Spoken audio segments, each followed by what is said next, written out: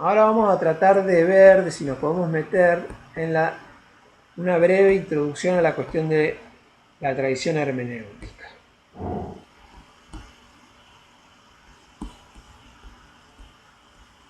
Bueno,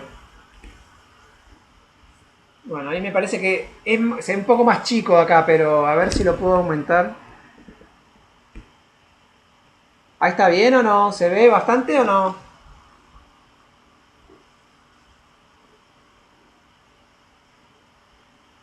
No los. No. Bueno, voy a dar por sentado que me ven bien, que se ve bastante bien, porque no los puedo leer. Bueno, la tradición, a veces, digamos, hay una especie de medio diálogo de sordos cuando se discute la discusión, explicación, comprensión. eh, Porque generalmente, digamos, se acusa a la tradición comprensivista de como de una tradición, digamos, idealista. Se confunden un montón de cosas, digamos. Se le dice tradición continental, se le dice tradición idealista, se le dice un montón de cosas.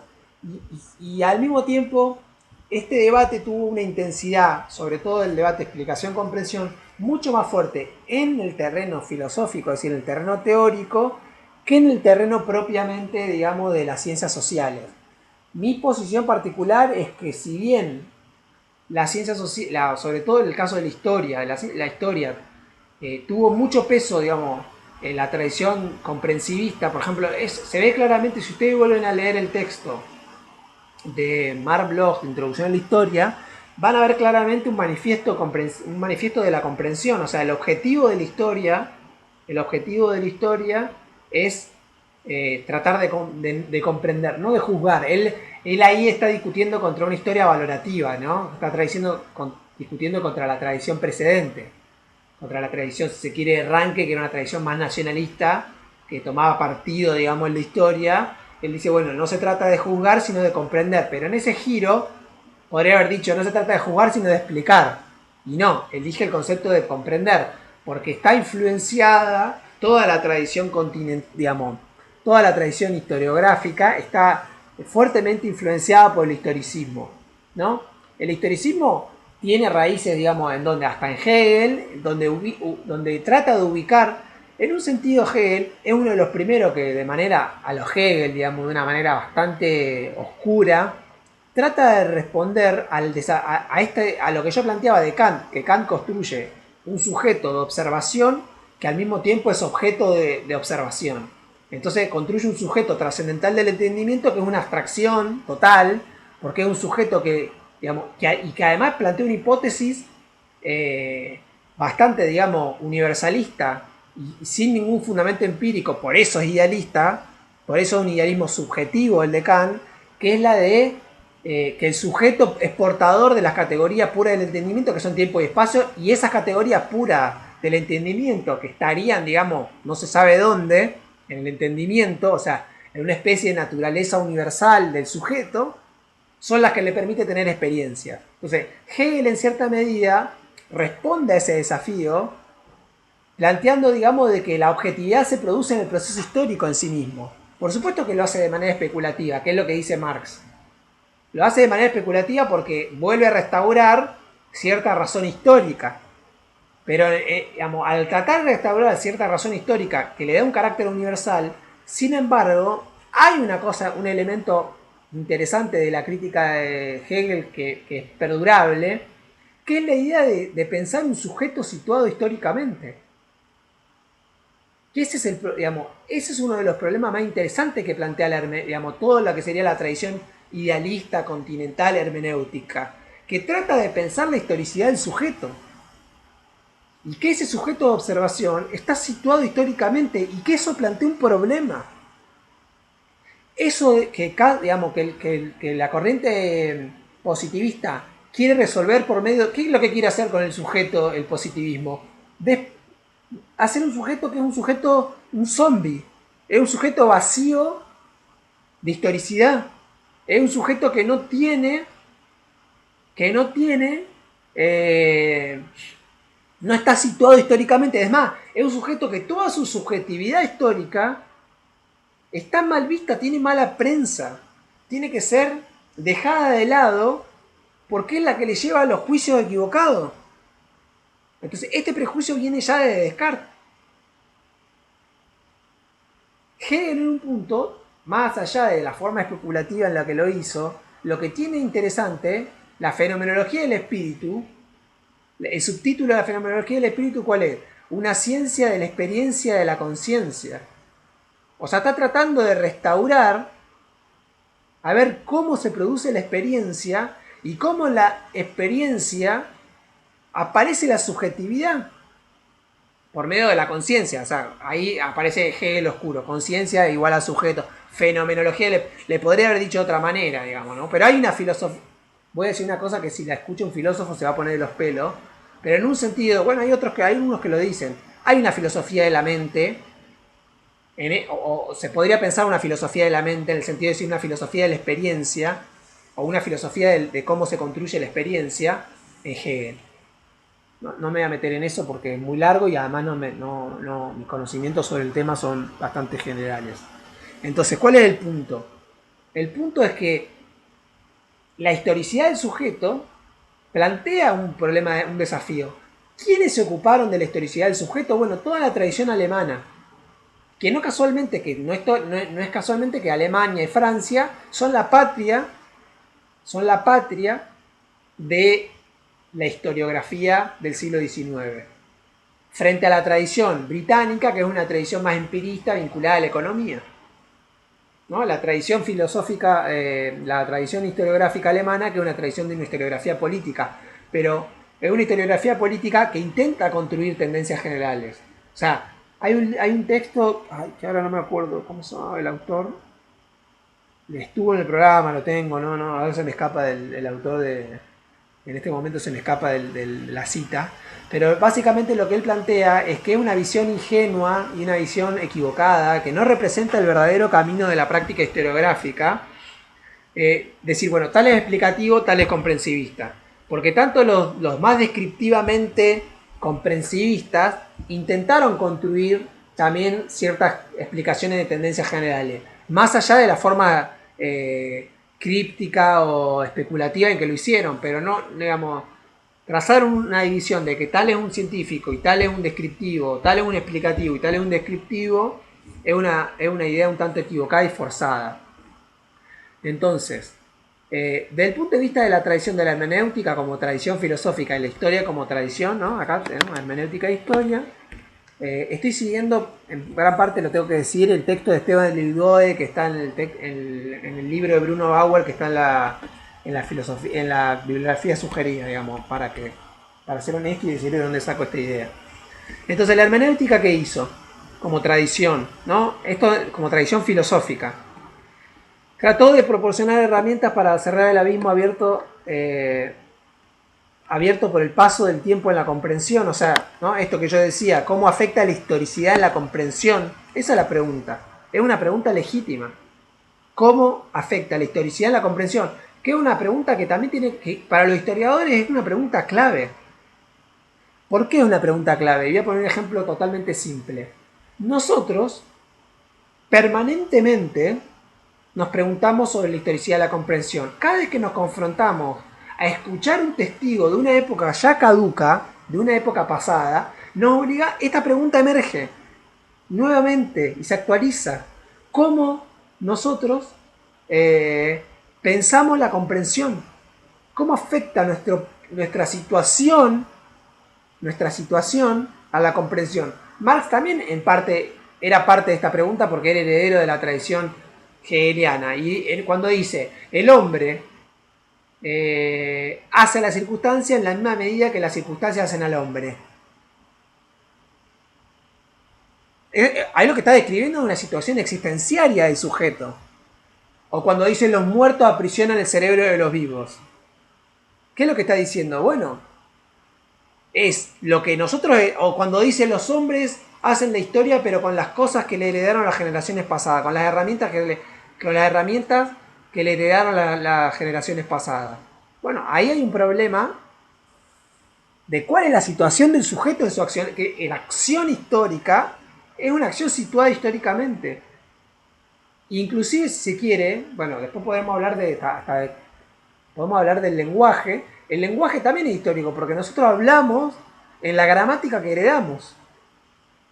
Y muchas veces, nosotros, ojalá que nosotros y ustedes, nosotros y ustedes, reflexionen acerca con la gramática con la que hablan el mundo. Sería una gran ganancia pensar con qué gramática nosotros nos referimos al mundo. Porque esa gramática es una gramática heredada. O sea, las palabras con las que nosotros nos referimos a las cosas son palabras cuyo sentido, cuyo significado es heredado. Y al mismo tiempo nosotros lo colaboramos decisivamente en construirlo, pero al mismo tiempo lo heredamos. Entonces la pregunta es cuán conscientes somos de esa construcción, de ese sentido. En segundo lugar, la hermenéutica trató de buscar los fundamentos epistemológicos de la historia como ciencia, o sea, dónde residían estos fundamentos. Y en tanto, filosofía primera ha intentado constituirse como fundamento de todo conocimiento histórico. Y el hecho de que yo acabo de decir, de que todo conocimiento está mediatizado históricamente, también lo sitúa como fundamento de todo conocimiento, ¿no? Esto es la tradición filosófica hermenéutica. Esta tradición tiene tres grandes supuestos, ¿no? Que toda expresión se refiere a un sentido que alguien quiso exteriorizar. Segundo, que supuesto es que hay que señalar el hiato entre lo que se pretendió decir y la palabra concreta, o sea, entre la intención y lo que se dijo. Y por último, que la existencia de una relación formal entre lo individual y el todo, tanto en la anticipación intuitiva de lo individual como en la condición, es una condición de posibilidad de toda interpretación. Esto es una cuestión muy filosófica, pero lo que quiere plantear es decir que en nuestra relación con la totalidad, y ahí muchas veces se lo acusa, digamos, la totalidad, fíjense que es una palabra que, así, cuando nosotros decimos la historia quiere comprender los procesos, es decir, hay una cierta intuición acerca de que la historia busca una explicación global, o que las explicaciones parciales son parte de una explicación global. Bueno, es decir, o que el todo está implicado en las partes, que en las partes está implicado el todo. La relación entre todo y las partes que hay. Porque nuestras historias siempre son... fíjense, acá hay una cuestión entre historia y pasado. Entre las historias parciales y la historia global. Bueno, hay supuestos en el conocimiento histórico que muchas veces no están explicitados, pero tienen que ver con esta idea de que por ejemplo, la interpretación de una época específica, o la explicación de un acontecimiento, o la descripción de un acontecimiento de una época específica, echa luz a la comprensión de la totalidad. Y que en todo caso la explicación de una época no ofrece más que, digamos, no hace más que echar luz sobre la explicación de la totalidad de la historia. Aunque muchas veces ese supuesto no está explicitado en el conocimiento histórico, está. Entonces lo que ellos dicen es que eso es una relación formal. Formal se refiere a la forma del contenido entre lo individual y el todo. Es decir, que lo individual, como anticipación intuitiva, es una condición de la interpretación global. O sea, no hay posibilidad de interpretación global si yo no logro interpretar lo individual. Pero al mismo tiempo, cuando interpreto lo individual, estoy presuponiendo al todo. Eso es una relación formal. Bien filosófico está el asunto. La teoría hermenéutica del siglo XIX concebía la relación formal entre el todo y lo individual como un principio metodológico, ¿no? Que acababa superándose en la comprensión completa del texto. Heidegger y sus seguidores, por el contrario, consideraban este círculo como un momento de la estructura ontológica de la comprensión, que no se anula en la comprensión total. ¿Qué quiere decir esto? Básicamente quiere decir, y esto es lo que tiene que ver con Gadamer y la lectura que Gadamer que hace de Heidegger, es que el comprender no es una cuestión del orden de lo metodológico, es decir, no es un conjunto de reglas que yo puedo seguir para tratar de vincular a las partes con el todo y al todo con las partes, sino que el comprender es constitutivo de la estructura misma del sujeto. El comprender a partir de la relación de las partes con el todo es parte de la estructura constitutiva del ser. Por eso es parte de la existenciaria del ser, va a decir Heidegger de manera rara, de manera bastante críptica. Porque la existenciaria del ser es comprender. En un punto es un diálogo con la. Se podría pensar un diálogo con la máxima de Descartes, pienso, luego existo, es. Y reformularla diciendo, porque comprendo, existo. Y existo a partir de la comprensión. Es un poco la idea de que la idea es ontológica, digamos, que la hermenéutica es una hermenéutica ontológica y no metodológica. A pesar de compartir estos supuestos, no se puede considerar que este término hermenéutica define una única corriente filosófica, como tampoco un área de inconveniencia. Bueno, ¿qué quiero decir de todo esto?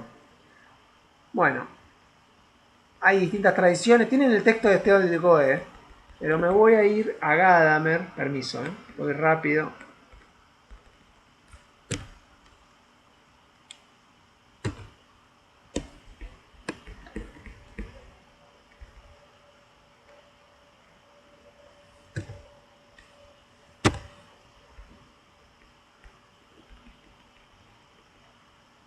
Bien, la hermenéutica como fundamento ontológico de la historia, que es lo que un poco plantea Gadamer.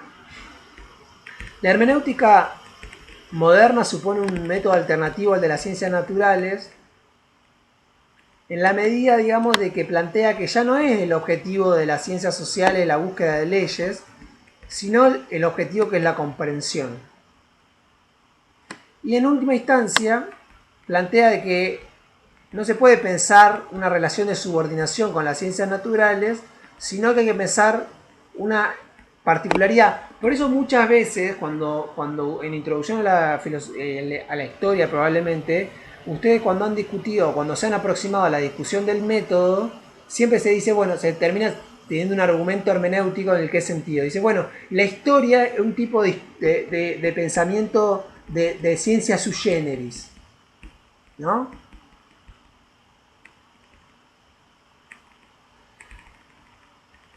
Sin embargo, hay una importante aclaración que hacer acá, que es que la idea de la hermenéutica plantea dos modificaciones en relación con la historia. Por un lado, dice que todo conocimiento es un conocimiento que tiene una historicidad. Es decir, que el estudio siempre parte de las situaciones heredadas, ¿no? Y que siempre hay una relación entre la tradición con la que yo leo el objeto. Y que eso no es un problema solamente de las ciencias sociales, sino que es constitutivo de todas las disciplinas científicas. O sea, lo que un poco va a hacer Gadamer, que vamos a discutir en detalle el jueves, es tratar de volver a la idea de esta idea, digamos, de que uno interpreta uno siempre interpreta situado, e inclusive lo interpreta situado en el caso de las ciencias naturales. No hay un conocimiento no situado. Es un poco la importancia de Gadamer en todo el debate filosófico contemporáneo. Y que ese conocimiento histórico, que ese conocimiento, que es un conocimiento situado, está situado porque es producto de las condiciones específicas de historicidad del sujeto que las produce. O sea, la realidad es una realidad que es producida históricamente, pero el sujeto que analiza la realidad también es un sujeto que está situado históricamente. Y entonces toda aquella comprensión que no dé cuenta de este doble proceso de historicidad, tanto del sujeto como del objeto, no estaría captando el fenómeno. Eso es un poco lo que plantea. Entonces, es decir, no solamente pensar las condiciones de objetividad, de historicidad del objeto de estudio, sino pensar las condiciones de historicidad del sujeto de la comprensión. Y de cómo en este proceso, digamos, o sea, fíjense que lo que une entonces al objeto y el sujeto es la propia historicidad. Y la propia historicidad aparece como condición de todo conocimiento. Entonces, ¿qué es lo que va a terminar diciendo? en un punto Gadamer. Gadamer dice, bueno, los que acusan a la historia de ser un conocimiento débil, o ser un conocimiento que no hace, que es subjetivo porque es histórico, niegan y construyen una visión falsa del propio conocimiento, del propio conocimiento general, que está siempre constituido históricamente. O sea, la historia aparece como condición de posibilidad no solo de todo conocimiento, sino de todo sujeto de conocimiento. Todo sujeto de conocimiento es un sujeto que está situado históricamente mirando dos cosas. Una realidad que también está construida, un fenómeno, cualquiera sea, que también está construido históricamente, pero al mismo tiempo un fenómeno en el que el sujeto está incluido. Y ahí Gadamer hace una cosa muy interesante y dando, digamos, articulando en los desarrollos de la física contemporánea, que cuál es. No se preocupen por todo esto porque ustedes tienen los textos y no. Y además vamos a situarnos más en Gadamer que en toda la tradición hermenéutica. Gadamer hace una cosa muy interesante que dice, bueno, a diferencia de la filosofía y a diferencia inclusive de la historia, la física contemporánea, Gadamer escribió el libro se publica en la década del 60, pero él lo produce, digamos, todo el periodo precedente, digamos, ¿no? La década del 40 y la década del 50. O sea que es contemporáneo a Hempel. Dice, y a otros, a Popper, etc. Dice, a diferencia, dice, de la física, que a partir de la teoría de la relatividad, y lo que logra incluir el sujeto de observación en la cuenta, en la ecuación, dice, ni la filosofía de la ciencia, que está trabada en el objetivismo, ni, digamos, ni la propia historia, o sea, la propia historia lo hace a partir de la tradición historicista. Pero dice, la filosofía de la ciencia que quiere defender una visión neutra a partir del método, por eso se llama Verdad y Método el libro, que quiere defender un método como garantía de la verdad, no logra entender que ese método y esa verdad son productos históricos al mismo tiempo. Son resultados de la historia efectual, va a decir. Y que desde ese punto de vista, siempre la verdad y el método están situados históricamente. Y el objeto de pensamiento, digamos, o el objeto de estudio de las ciencias sociales, que es el propio sujeto histórico, al mismo tiempo, él mismo es un resultado de esa historicidad. Entonces, ¿qué va a decir? La teoría de la relatividad permite pensar la distancia de la interpretación. ¿Y a qué nivel lo permite pensar? Yo no soy mucho de física, pero los ejemplos los conozco. Es decir, bueno, la idea de que el tiempo es relativo permite pensar que hasta la medida del tiempo depende de la situación del observador. El ejemplo clásico es la de un viaje a la velocidad de la luz. Si dos hermanos, estando los dos en el mismo punto del tiempo y el espacio, uno de ellos emprende un viaje a la velocidad de la luz, para él que emprende la velocidad de la luz, el tiempo va a transcurrir de una manera mucho más breve que para aquel que no emprende ese viaje y va a quedar en el mismo tiempo y en el mismo espacio. Cuando el otro vuelva, el hermano que quedó en la Tierra, supónganse en el ejemplo, va a ser mucho más viejo que el hermano que emprendió una velocidad de la luz. Entonces, hasta el tiempo es relativo al punto de vista del observador. Hasta el propio tiempo, que es una variable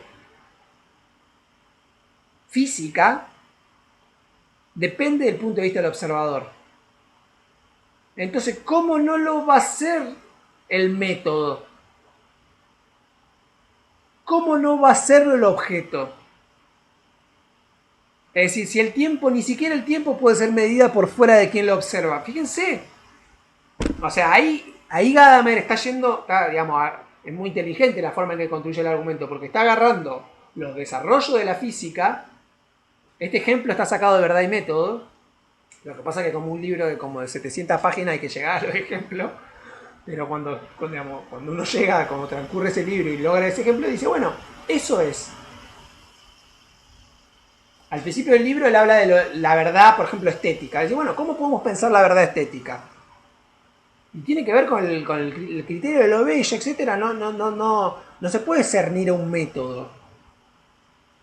Lo que plantea la relatividad desde el punto de vista de la observación en la verdad estética, bueno, es otra discusión. Pero cuando él dice, bueno, el punto de vista del observador constituye el objeto.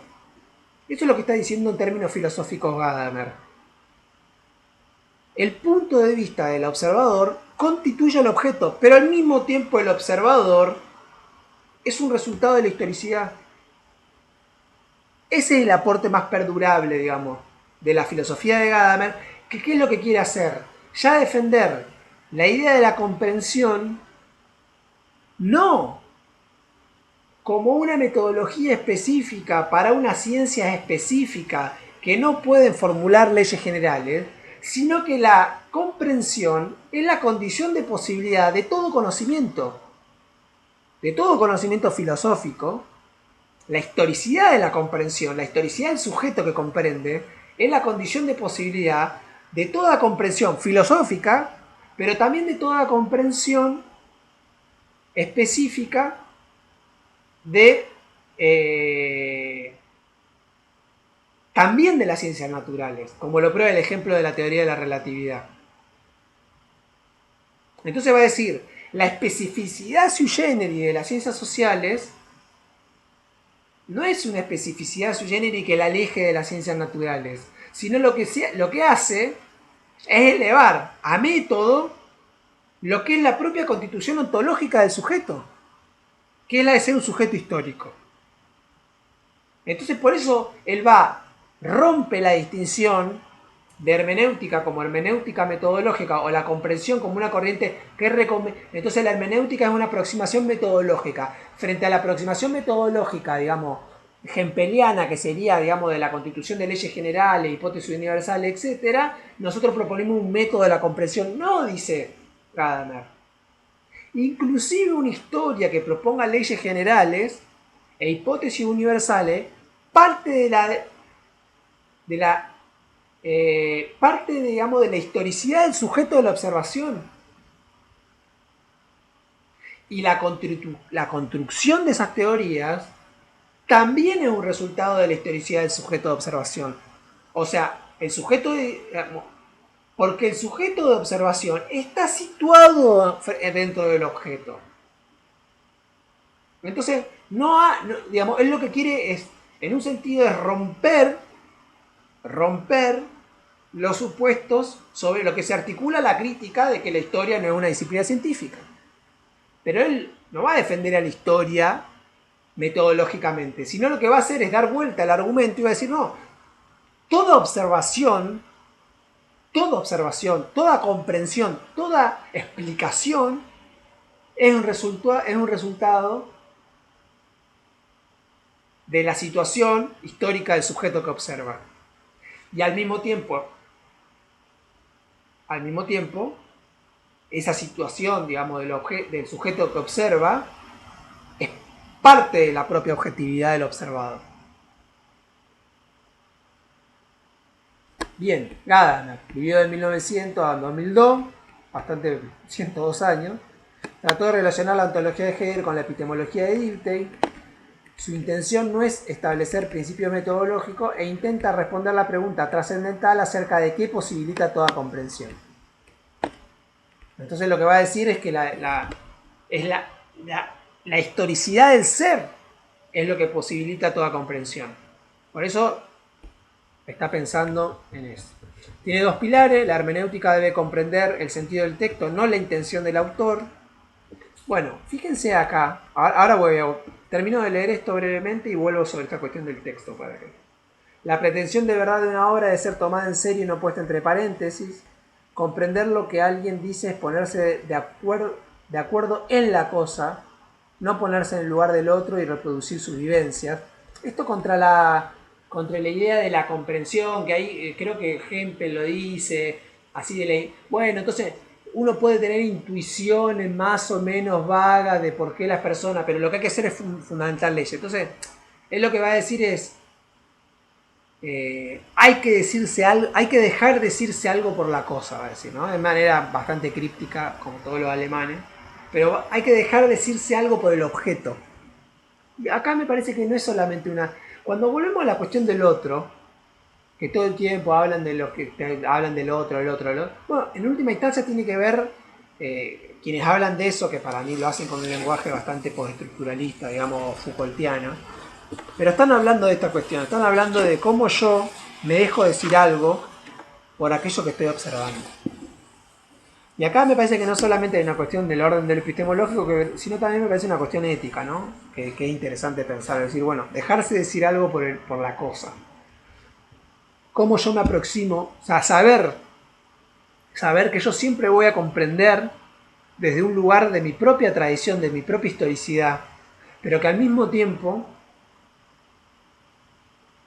es de esa historicidad y de esa tradición que yo puedo permitirme ser penetrado, digamos, por la cosa, por eso que estoy tratando de comprender, ¿no? Ser interpelado por aquello en lo cual interrogo. Y eso por ahí no solamente un acto de... Es ontológico porque me constituye y me reconstituye, me prefigura y me configura como sujeto. Y acá aparece lo que yo quería resaltar antes, que es el carácter constitutivo del lenguaje. Déjenme que dice, lo que se enfatiza es la unidad interna entre lenguaje y pensamiento. Toda comprensión se funda en prejuicios heredados y dichos prejuicios se encuentran en un lugar tan básico como es el lenguaje. Y si se critica las concepciones instrumentalistas que consideran que el intérprete se sirve de palabras como una herramienta, y la conciencia articulada lingüísticamente no determina la realidad material de la praxis vital, no hay ninguna realidad social con todas sus presiones reales que no se exprese en una conciencia lingüísticamente articulada. Todo esto que está acá, todo esto que usted está acá, es muy importante. ¿Por qué? Porque no se olviden que el desarrollo, o sea, es muy importante por los argumentos de Gadamer. Yo creo que es muy importante porque, en un sentido, digamos, situar el problema del lenguaje, a mí me parece que yo es un tema que yo estoy trabajando hace varios años y que todavía no, siempre uno está tironeado por distintas cuestiones en la docencia, etcétera, entonces no le puede dedicar todo el tiempo que quisiera. Pero una idea, una hipótesis que me parece bastante lógica y que estoy yo trabajando, que sigo otros autores, que hasta en Marx se puede situar. Marx en una parte de la ideología alemana dice algo así como el lenguaje es la conciencia práctica. Entonces es muy interesante ahí, porque si uno empieza a hablar del lenguaje, el lenguaje es algo que nosotros podemos considerar al mismo tiempo material, pero al mismo tiempo inmaterial. O sea, es estructural y es subjetivo, es lengua y palabra. Es langue y parole, diría Saussure. ¿Por qué? Porque el lenguaje es lo que yo expreso, son mis palabras, pero también son estos bytes que van entre ustedes, se decodifican y se vuelven a transformar en un sonido en sus casas. Y el lenguaje es eso, y es también la forma en que yo articulo mi conciencia. Va a decir Lacan, por ejemplo. Pero también es una materialidad, porque es algo que yo heredo. Entonces fíjense que el lenguaje, en un punto, logra pensar un lugar de reflexión, logra abrir un espacio reflexivo, argumentativo, epistemológico, para pensar no ya el problema de la conciencia o de la trascendentalidad de una manera totalmente abstracta y idealista como era en la tradición alemana hasta tal vez Gadamer o Heidegger, porque el último Heidegger también gira hacia el lenguaje, sino pensar toda esa tradición en términos de un giro discursivo, de un giro lingüístico, y que permite pensar las reflexiones sobre la conciencia de otro lugar.